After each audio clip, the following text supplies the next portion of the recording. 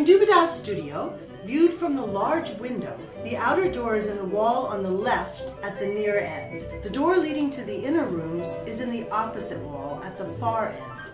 The facing wall has neither window nor door. The plaster on all the walls is uncovered and undecorated, except by scrawlings of charcoal sketches and memoranda.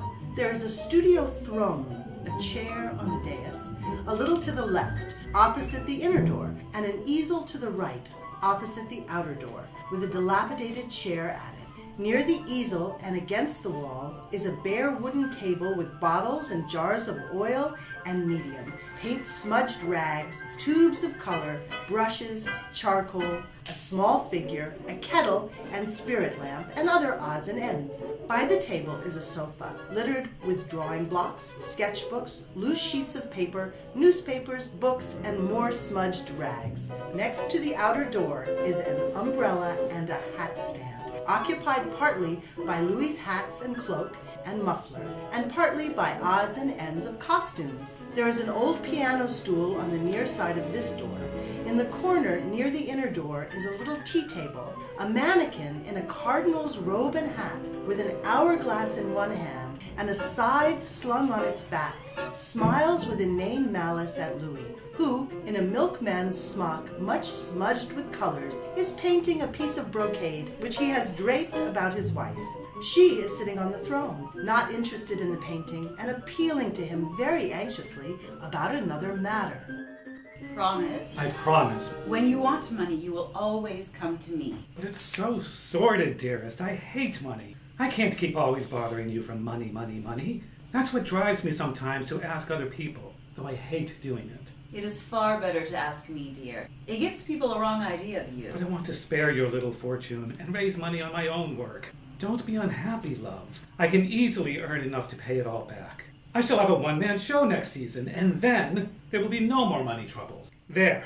I mustn't do any more of that until it's bone dry, so you may come down. Louis puts down his palette. Jennifer throws off the drapery as she steps down, revealing a plain frock of silk. But you have promised, remember, seriously and faithfully, never to borrow again until you have first asked me. Seriously and faithfully.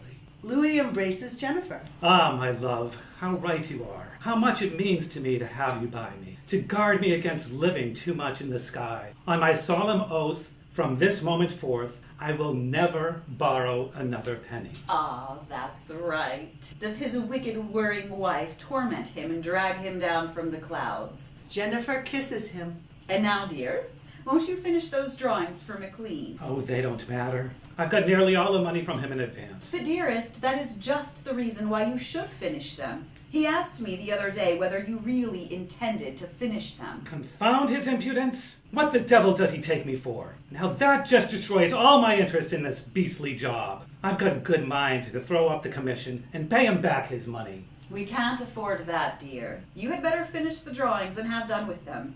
I think it is a mistake to accept money in advance. But how are we to live? Well, Louis, it is getting hard enough as it is, now that they are all refusing to pay except on delivery. Damn those fellows! They think of nothing and care for nothing but their wretched money. Still, if they pay us, they ought to have what they pay for. There now. That's enough lecturing for today. I've promised to be good, haven't I? Jennifer puts her arms round his neck. You know that I hate lecturing. And that I don't for a moment misunderstand you, dear, don't you? I know. I'm a wretch, and you're an angel. Oh, if only I were strong enough to work steadily. I'd make my darling's house a temple, and her shrine a chapel more beautiful than ever was imagined. I can't pass the shops without wrestling with the temptation to go in and order all the really good things they have for you. I want nothing but you. Jennifer gives him a caress, to which he responds so passionately that she disengages herself. There, be good now. Remember that the doctors are coming this morning. Isn't it extraordinarily kind of them, Louis, to insist on coming? All of them, to consult about you. Oh, I dare say they think it will be a feather in their cap to cure a rising artist. They wouldn't have come if I didn't amuse them anyhow. I say, it's not time yet, is it? No, not quite yet. Louis opens the door and finds Ridgeon there. Hello, Ridgeon. Delighted to see you. Come in. It's so good of you to come, Doctor. Excuse this place, won't you? It's only a studio, you know. There's no real convenience for living here, but we pig along somehow, thanks to Jennifer. Now I'll run away. Perhaps later on, when you're finished with Louis, I may come in and hear the verdict. Ridgeon bows rather constrainedly. Would you rather I didn't? Not at all. Not at all. Mrs. Dubedat looks at him a little puzzled by his formal manner, then goes into the inner room. I say, don't look so grave. There's nothing awful going to happen, is there? No. That's all right. Poor Jennifer has been looking forward to your visit more than you can imagine. She's taken quite a fancy to you, Ridgeon. The poor girl has nobody to talk to. I'm always painting. There's a little sketch I made of her yesterday. She showed it to me a fortnight ago when she first called on me. Oh, did she?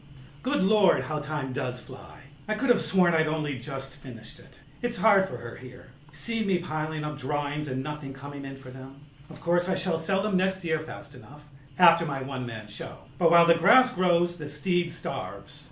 I hate to have her coming to me for money, and having none to give her. But what can I do? I understood that Mrs. Dubedat had some property of her own. Oh yes, a little. But how could a man with any decency of feeling touch that? Suppose I did. What would she have to live on if I died? I'm not insured. Can't afford the premiums. Louis picks out another drawing. How do you like that? I have not come here today to look at your drawings. I have more serious and pressing business with you. You want to sound my wretched lung. My dear Ridgeon, I'll be frank with you. What's the matter in this house isn't lungs but bills. It doesn't matter about me, but Jennifer has actually got to economize in the matter of food. You've made us feel that we can treat you as a friend. Will you lend us £150? No, Why not?